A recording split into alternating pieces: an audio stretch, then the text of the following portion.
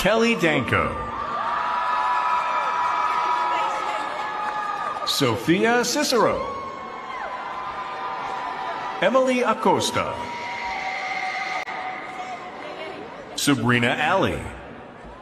Dunia inakimbia kwa kasi. Matumizi ya akili mnemba maarufu kama artificial intelligence, yani AI, yamefika mbali. Watu wanapoteza ajira kwa sababu maroboti yanafanya karibu kila kitu. Mtazamaji, utakuwa unafahamu kama sio kukumbuka kwamba bilionea nambari 1 duniani Elon Musk amewahi kuonya kwamba matumizi ya akili mnemba ama akili bandia maarufu kama AI yanapaswa kuogopwa kuliko hata mabomu ya nyuklia. Hivi sasa baadhi ya vyuo vimeenda mbali kwa kutumia akili mnemba katika baadhi ya matukio. Hapa tuelewane kidogo. Sizungumzii namna ambavyo wanafunzi wanaitumia akili bandia kupata majibu. La, nazungumzia namna matukio ya vyuo yanavyofanywa kwa kuhusisha akili mnemba. Sasa, chuo kikuu cha Pace kilichoko huko New York nchini Marekani ni miongoni mwa vyuo ambavyo vimefanya hili. Mtangazaji wa jadi kwenye baadhi ya sherehe za kuhitimu chuo kikuu katika chuo hiki hakuwepo, bali akili bandia ndio iliyokuwa ikitaja majina ya wanafunzi. Unaweza kujiuliza mchakato huu unakuwaje?